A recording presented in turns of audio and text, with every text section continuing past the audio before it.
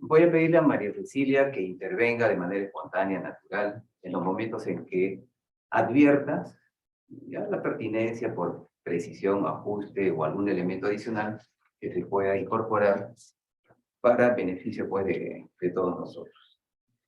Muy bien. Cuando Camilo me invitó a unirme a este congreso como ponente, con esta investigación, lo mismo me pregunté respecto de la investigación de Maricé, a María Cecilia le llamo Maricé, por el cariño que le profeso. Me preguntaba el tema de corrupción en marketing social. Entiendo, revisando el tema, que el marketing social está referido a el uso de determinadas técnicas, instrumentos, estrategias, tácticas, para la generación de ideas que de alguna manera beneficien a la sociedad. Entonces, teniendo en consideración este aspecto, nos preguntamos, ¿quiénes van a beneficiar a la sociedad? Los que generan las ideas.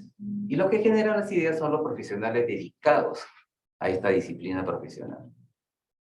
Es decir, los estudiantes de ahora, los profesionales los profesionales de ahora, los estudiantes que ahora son tales, pero serán profesionales en el mañana. Como el futuro nos interesa, entonces nos interesó muchísimo estudiar las actitudes de los estudiantes, en el caso de Maricé, también de los egresados ya, a efecto de evaluar o identificar algunas situaciones respecto de sus reacciones o perspectivas o actitudes frente a comportamientos antiéticos y frente a actos de corrupción. Por eso es por lo que, entonces, la idea de unir y consolidar estas investigaciones como un solo bloque dentro de la sesión. La idea de... Bueno, este es el contenido que vamos a ir desarrollando poco a poco, desde la introducción hasta la conclusión. La idea entonces de la corrupción, como ya muy bien lo explicó Maricé a propósito de su investigación, es atender, atacar un fenómeno importante y que creo que estamos todos viviendo, experimentando, sufriendo, y cada vez con mayor conciencia respecto de lo que está pasando, particularmente desde nuestro punto de vista en nuestro país, pero de ninguna manera es un fenómeno aislado, sino más bien generalizado, mundializado. Entonces, es un tema sumamente relevante de la actualidad que es necesario abordar con una estrategia integral, sistematizada y panorámicamente. El objetivo que nos planteamos en la investigación es estudiar la tolerancia que tienen los estudiantes universitarios, los futuros profesionales, frente a los actos de corrupción, teniendo como un filtro, una perspectiva que nos permita a nosotros indagar sobre ello en función de qué opinan, cuál es su posición, su postura respecto de determinadas situaciones que se consideran reñidas con la ética, reñidas con la moral. En ese sentido, en principio, desarrollamos un focus group. Un focus group solamente con 10 estudiantes, entre 10 y 8 estudiantes, ¿no? Tanto de universidades públicas como de universidades privadas. Nos interesaba enfrentar también las posiciones, los pensamientos, las creencias, las ideas de estos tipos de universidades públicas y privadas. Entonces, a ellos se les plantearon 5 cuestiones, ¿no? ¿Qué piensan sobre los comportamientos éticos en su lugar de labor? Y respecto de ello, identificamos, y en ese sentido trabajamos, 3 tipos de actitudes. O rechazaban, o aceptaban, o en algunas ocasiones mostraban cierta difusión, cierta no claridad, ¿no? Oscuridad o simplemente una especie de no definición respecto de su postura. Sobre esa base, configuramos un cuestionario, un instrumento que aplicamos a 472 estudiantes, a través del cual enunciamos una serie de ejemplos de situaciones entre las cuales incluimos, por ejemplo, perdón, me voy a ver la lista de situaciones en las que tengo estos ejemplos.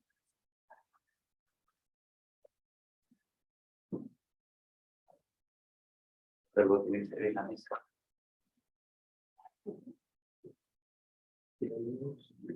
Bien, entre las situaciones se pueden encontrar algunas como, por ejemplo, esta, ¿no?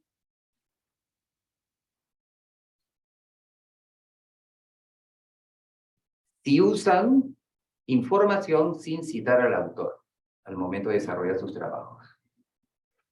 Esto es dentro del ambiente o el entorno académico. A propósito de lo cual menciono, dividimos estas ideas en 3 bloques: entorno académico, entorno ocupacional, que conjuntamente configuraban un entorno organizacional, además de un entorno individual, el más cercano, el más próximo de la esfera personal del estudiante. Otro ejemplo de las situaciones que les planteamos es usar los servicios o los bienes de la empresa, esto dentro del entorno ocupacional, para uso personal. Dentro del campo o entorno individual, le señalamos, por ejemplo, si cometen actos de violencia o qué opinan sobre ello, si no cumplen sus promesas, si mienten, o qué opinan de la mentira, si beben alcohol o qué opinan de el estar bebiendo alcohol fuera de casa, en lugares públicos, del abuso de drogas ilegales, entre otros. Y respecto de casos de corrupción, aunque no lo definimos dentro de un entorno específico, lo concebimos como parte de una especie de entorno externo o alejado, así como el entorno individual, que es el cercano, el personal, el inmediato del estudiante. Los ejemplos de actos de corrupción se referían más a cuestiones alejadas de él. ¿Cuál es la idea detrás de eso? La idea detrás de eso es observar, o fue observar, si su tolerancia de alguna manera se modifica a propósito del acercamiento o alejamiento de la esfera dentro de la cual se mueve. Porque, a ver, uno podría ser más tolerante, quizás, con situaciones respecto de individuos que están en su entorno inmediato, ¿no? Tratar de racionalizar, justificar determinadas conductas porque simplemente tiene o mantiene alguna relación con esa persona. Pero cuando no se mantiene ninguna relación, quizás el comentario, el juicio es mucho más severo. Quizás podríamos nosotros, cada uno, reflexionar sobre si también adolecemos de ese tipo de visión. Se entiende así porque entre los ejemplos de ese entorno alejado, voy a decirlo así, sobre casos de corrupción, incluimos ejemplos como si los parlamentarios utilizan información falsa. ¿Qué opinas sobre eso? Si los ministros, no realizan sus trabajos de acuerdo con las funciones o atribuciones o competencias que les son propias.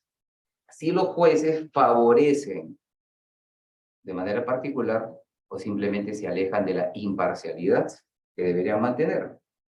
entre otros aspectos, jueces, ministros, parlamentarios. Lógicamente, bueno, si hubo un estudiante cuyo familiar o amigo inmediato es parlamentario, pues quizás lo concibió como un entorno inmediato, no como un entorno individual. Bien, entonces, sobre esa base de 472 estudiantes a quienes se les plantearon estas preguntas, a través de una escala de Likert para que plantearan el asunto, siendo 1 totalmente de acuerdo con ese comportamiento, es decir, tolerantes, y 5 totalmente en desacuerdo, es decir, rechazando el comportamiento antiético, obtuvimos una serie de resultados, algunos de los cuales mostramos en esta pantalla y la siguiente. En términos de correlación, Maricé, quizá puedas... Sí, en términos de correlación, los hallazgos que obtuvimos fueron principalmente este coeficiente de correlación, el más alto de 0.905, en el que el nivel de asociación entre los actos de corrupción, rechazo a los actos de corrupción y el rechazo a comportamientos antiéticos en el ámbito o entorno individual están fuertemente correlacionados. No obstante, también tenemos otras correlaciones que son bastante altas, pero la que más destaca son el rechazo hacia los actos de corrupción. Todas, en este caso, a un nivel o un porcentaje de error en la predicción de 5%. Así es. Y en cuanto a las medias, hay una cuestión bastante interesante, si se advierte, un poco asociado a lo que pensábamos al inicio. Actos de corrupción visto como una especie de entorno alejado, el mayor rechazo frente a todos los entornos. Y el entorno individual presenta el menor rechazo. Entonces, al parecer, lógicamente una media no puede confirmar ni determinar nada, pero ofrece indicios, ya que está de moda también la palabra, sobre que hay cierta relajación, ¿no? del rechazo y más bien incremento de la tolerancia cuando los comportamientos antiéticos se refieren o están dados dentro del entorno individual, el cercano, el inmediato, el círculo más próximo a la persona.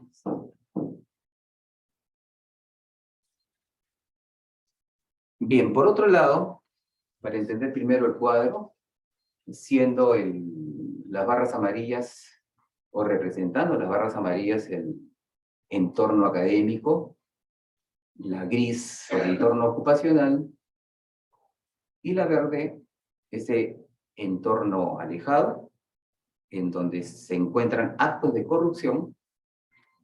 Resultados más significativos, más relevantes son los que se muestran en la pantalla.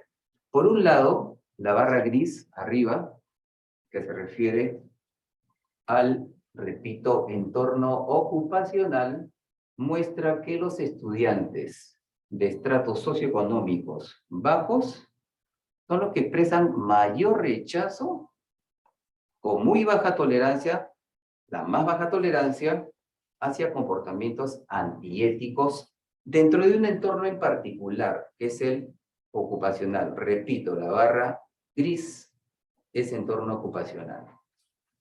Ahora, al respecto, aquí hemos anotado también algunas cuestiones que pueden ser interesantes.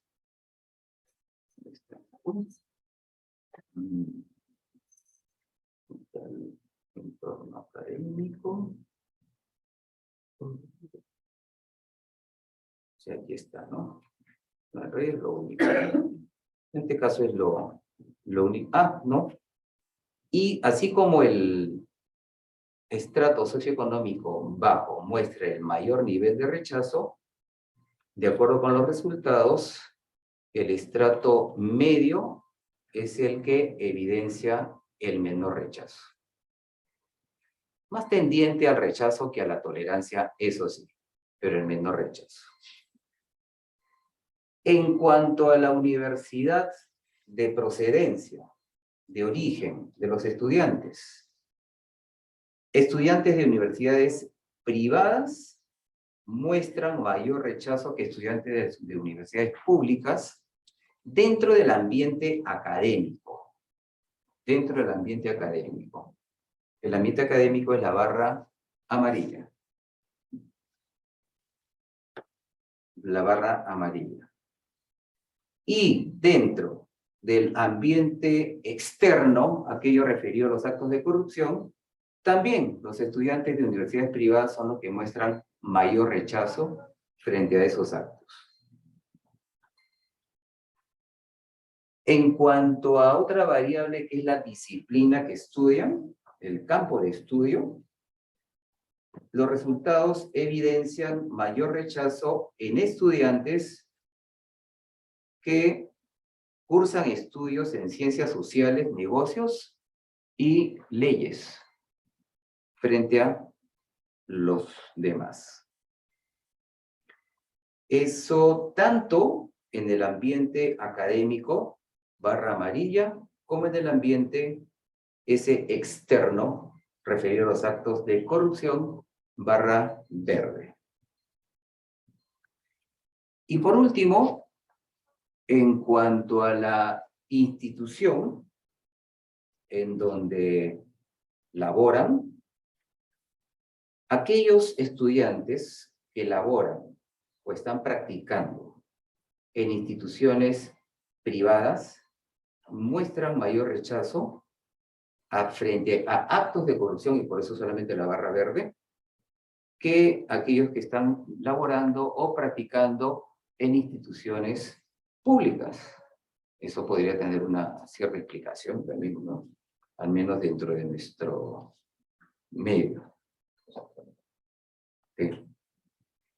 Bien, pero aparte de lo que ustedes están viendo en pantalla, hay unas cuestiones también curiosas, interesantes, pero que respecto de las cuales habría que profundizar por los niveles de significancia que han resultado.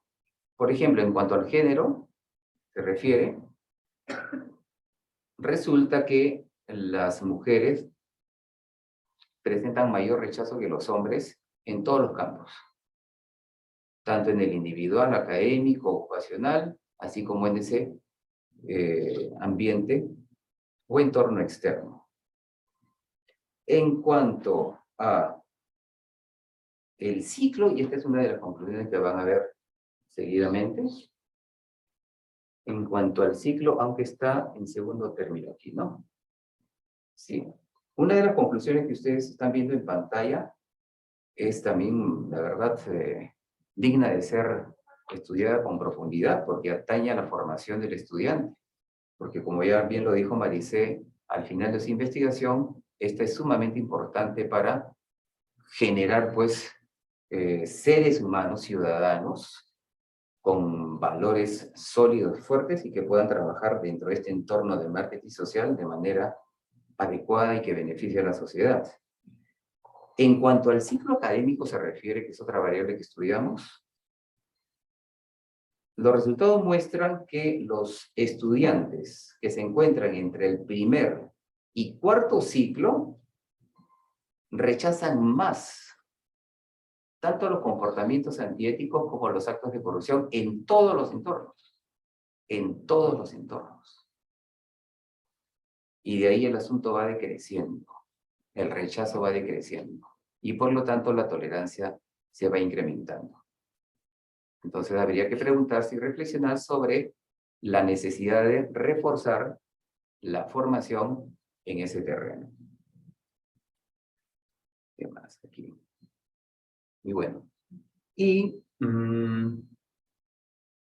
una forma de atacar el tema podría ser la teoría del empujón, respecto de la cual lo que se trata es de incentivar la conciencia, la autoconciencia del estudiante, y eso atañe perfectamente a la formación, pero también continuando lógicamente en los centros de labor, en los centros de trabajo, en el entorno familiar, en el entorno individual, para que poco a poco pues la cultura y la conciencia de todos los ciudadanos, estudiantes o no, vayan mudando hacia esferas positivas y beneficiosas para la sociedad.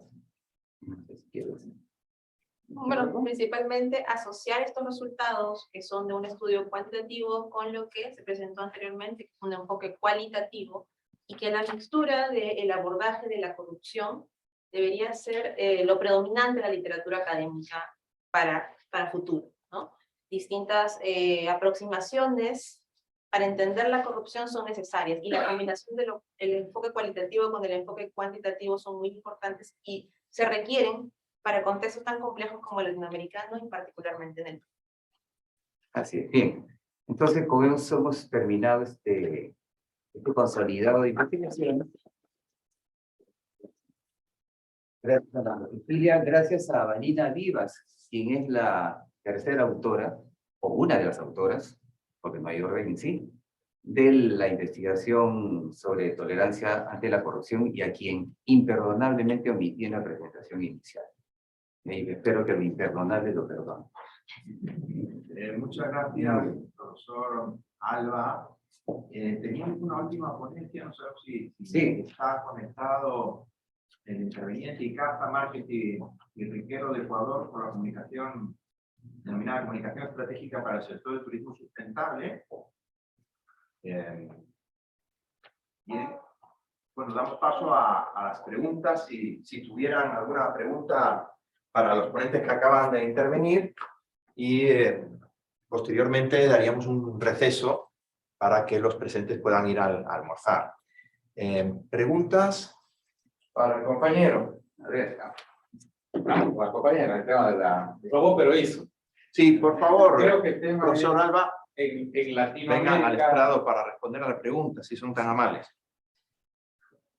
Creo que en Latinoamérica vivimos muy similar. En Ecuador, el tema político ha sido tan nefasto que para la nueva generación, el que venga alguien y haga una obra es como un favor. Es casi démosle las gracias por hacer su trabajo. Sí. Y en ese sentido los jóvenes dicen, pero a ver, si el kilómetro de asfalto cuesta $1 y él pagó 10 y se enriqueció, no me importa porque está el kilómetro de obra. Los otros no hicieron ese kilómetro, se fueron llevando. La comparativa es esa. Sí, robó, pero hizo. Y no importa el precio, es multimillonario, pero hizo. Y no me importa. ¿Y volveréis a votar por él? Sí. Porque va haciendo, y yo voy palpando. Mientras que los otros, la política antigua, también robaron, pero no hicieron nada. A lo que quiero llegar es, ¿qué consideran ustedes que la juventud de ahora espera de la política? Va por ahí el tema de la pregunta. Bueno, en el caso del primer estudio que pude conversar con los estudiantes, con los egresados de unas generaciones particulares, tanto millennials como centennials, particularmente quienes ya habían experimentado la carga laboral, eran tal vez los más indignados, los que tenían una mayor percepción triste de la realidad que ellos viven en el sector público acá en el Perú. Y con esa pequeña visión, ¿no? Porque es pequeña todavía, visión de que la corrupción es dañina y tiene consecuencias graves, se emerge esa actitud cívica, pero tendiente a la protesta. O sea, la actividad política que ellos tienden a mencionar a futuro es la actividad de protesta, de salir a las calles y reclamar. En ellos ha alcanzado un cierto límite en cuanto a el seguir esperando el roba pero hace. En las generaciones un poco más adultas que ellos, todavía se conserva esa intención. Ellos lo mencionan también en las entrevistas como una cuestión cultural, como una cuestión que se da y que tenemos que sobrevivir ante ella. De estos jóvenes en particular, se espera un activismo, pero tendiente mucho a la protesta. No es un activismo que se acerque a la política, aún, al menos en la muestra que se estudió a nivel cualitativo. Y bueno, ¿Podría complementar algo? En cuanto a lo que pienso, en cuanto a lo que he observado, en cuanto a lo que he podido recabar a propósito de conversaciones. Por lo tanto, esto no tiene ninguna contundencia en términos de investigación. Para empezar, si entiendo bien la dirección de la pregunta, es qué esperan ellos de las políticas en el sentido de qué esperan ellos de los políticos. Y si es así el sentido, ¿no? La verdad, en principio yo diría que no esperan nada. Hay una desesperanza más bien. Una desesperanza basada en una especie de normalización de lo menos crítico, de lo menos corrupto. El roba pero hace obras es aceptar lo menos corrupto, o corrupto pero eficiente en algo, el eficiente entre comillas, frente al corrupto, ineficiente en todo, ineficaz en todo, sin objetivos logrados en nada. Entonces, de ese punto de vista, yo diría que no esperan, más bien están en un campo de desesperanza. Ahora, ¿qué ellos esperan de sí mismos? Algunos, como ya lo mencionó y lo remarcó Maricé, activarse, participar en términos de protesta, de incorporarse a situaciones en donde alguna esperanza o alguna luz se vislumbra. Y eso es lo que tratan de hacer. La pregunta es, ¿estarán o serán proclives para incorporarse, aparte de esa participación política, a una participación política activa, partidista, para ocupar puestos? Vemos que a propósito de la disolución del Congreso en 2018, creo que fue, o 19, ¿quiénes han participado y quiénes configuran el nuevo Congreso aquí en el Perú? ¿Cómo está desacreditado? No solamente esta institución desacreditada, sino otras también. Entonces, ¿cuánto quisieran participar los estudiantes de ahora, más adelante, como funcionarios o servidores públicos o como activistas partidarios? Que viene el punto. Ahí viene el punto. El punto es, y con eso cierro, estos estudiantes que fueron analizados estarían dispuestos a ocupar cargos públicos para los cuales no están capacitados, que también es corrupción, ¿sí? Y claro, estarían dispuestos a hacerlo, sí o no. Si lo hace sí, es una crítica nada más, pero si me toca, me sumo. Y ya, y seguimos en el mismo ruedo. Porque vivimos en países que la oportunidad de trabajo no es, está ahí. Así es. Si te dan la oportunidad, te agarras, así no estés capacitado y dices, aprendo. Sí, pero es parte de la corrupción. Estos chicos, si bien dicen sobre el robó pero hizo, estarían dispuestos a sumarse a esto en caso que les den la oportunidad. Ahí vendría a seguir el problema y seguir. Por supuesto, digno de ser estudiado, ¿no? Digno de ser investigado. Gracias. Porque también puede estar incentivada la participación a pesar de la no preparación, porque si ven que si el cargo de más alta dignidad está siendo ocupado para recién aprender, ¿por qué no uno de más baja jerarquía? ¿No? Gracias. Muy bien, tenemos varias preguntas. Es un tema que ha suscitado mucho interés, muy compartido en la región, a su vez, ¿no? Entonces, me van a permitir permanecer un momento en el estrado y plantearles que ustedes nos comenten, ¿no? Tienen también ahí el chat. Víctor Javier Maguiña nos pregunta, ¿podría existir un sesgo porque es éticamente mal visto dar una opinión de aceptación de la corrupción? Sin duda, sí, podría haber un sesgo. Ahora, el anonimato de alguna manera permite mayor libertad de respuesta, pero hay que considerar siempre limitaciones en ese sentido. También nos preguntan acerca de los datos, ¿no? Sí, no, sí, sino que con respecto a la anterior pregunta, en el caso del estudio cualitativo, se trató de menguar un poco ese sesgo a través de una batería de preguntas que finalmente desencadenaban en la aceptación o no de la corrupción. Y la justificación que ellos daban era principalmente por una cuestión de necesidad, por una cuestión de que las cosas tienen que funcionar de alguna manera, y si la corrupción lo permite, entonces es validado. Entonces sí hay respuestas que aceptan que podrían ejecutar algún acto de corrupción en esas circunstancias. Y justamente emerge la figura de Rob, que supuestamente con una voluntad de justicia, una voluntad de resolver algún aspecto de ineficiencia, pues se da el acto de corrupción y no es mal visto, no es juzgado de manera fuerte. La racionalización, ¿no? La De doctora la Sarmiento, conducta. bueno, les envía felicitaciones, comenta acerca de la corrupción como mal endémico que busca justificación en la política y les plantea la pregunta cómo mantener el prestigio de una marca en un entorno en el cual puede verse condicionado o afectado por esa situación de corrupción. Creo que Luis Camilo Ortigueira estaría más preparado para responder esa pregunta que nosotros. Sí, pero eso me así que... La marca, al fin y al cabo, corresponde a una entidad. Y como entidad es una persona. Jurídica, pero persona, ¿no? Y esa persona tiene que cuidar su reputación, tanto como la persona natural o física, como se denomina en otros entornos, la cuida. Y desde ese punto de vista, ser riguroso con las reglas, con la aplicación de las sanciones correspondientes, con el sistema de compliance, que también se puede sistematizar y monitorear muy bien, creo que se puede de alguna manera sostener esa buena reputación y no afectar, ¿no? las marcas o determinados y diversos aspectos que competen a la organización, ¿no?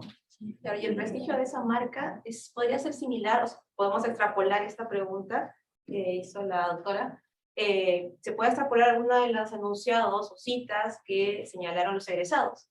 Ellos rechazaron el participar en un proyecto que les iba a remunerar, ¿no?, un dinero extra, o rechazaron un puesto de trabajo en el cual no calificaban, pero pensando en la marca que ellos, en el prestigio de ellos, que se están formando, que están desarrollando sus carreras profesionales, y en ese punto podríamos ir viendo que los dilemas éticos vamos a enfrentarlos todos, a empresas, individuos, que finalmente es la integridad de cada uno la que se va a poner en juego, y por ello los empujones éticos, por ello el refuerzo en valores, en los ejercicios de moral y ética.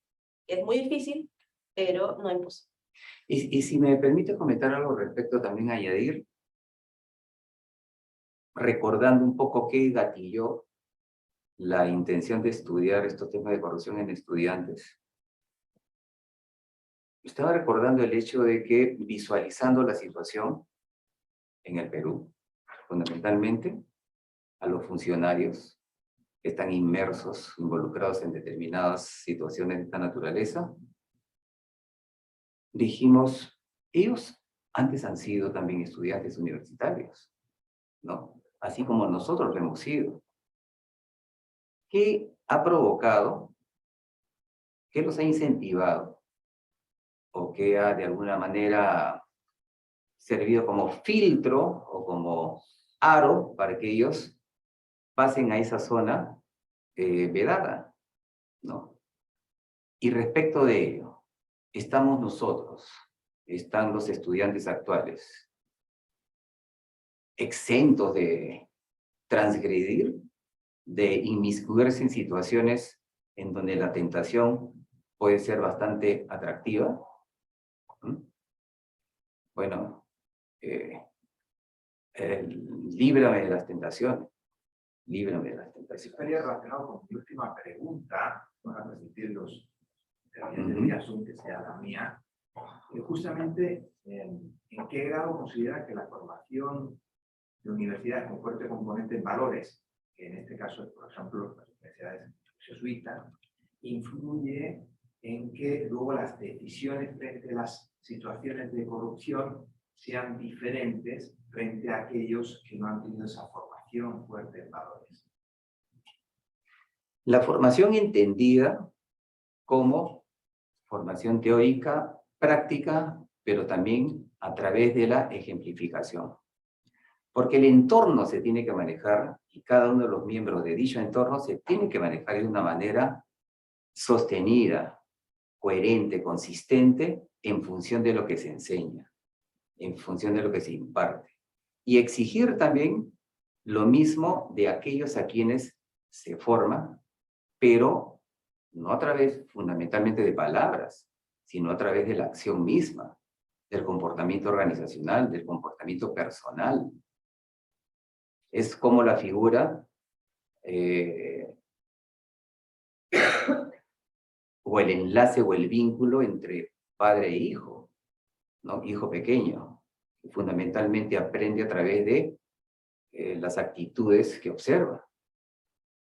Entonces, conjugando ello con lo que se teoriza, se alcanza a través de el conocimiento de la práctica en aula, lo que se ve fuera de esta, en todo campo, en oficinas operativas, en oficinas estratégicas, en todo sitio, y fuera también del entorno universitario, es fundamental para que haya coherencia y consistencia. De lo contrario, pues, el asunto se relativiza de tal manera que uno dice, acá de esta manera, pero en otro caso puedo relajar el asunto. De hecho, los resultados han mostrado que hay más rechazo en el ambiente, por ejemplo, académico, que ocupacional, de los mismos estudiantes. ¿Por qué es la pregunta? Y es que en ese ambiente ocupacional tendrán consistencia, coherencia en su comportamiento. Quizás por ahí está la respuesta. Muchas gracias.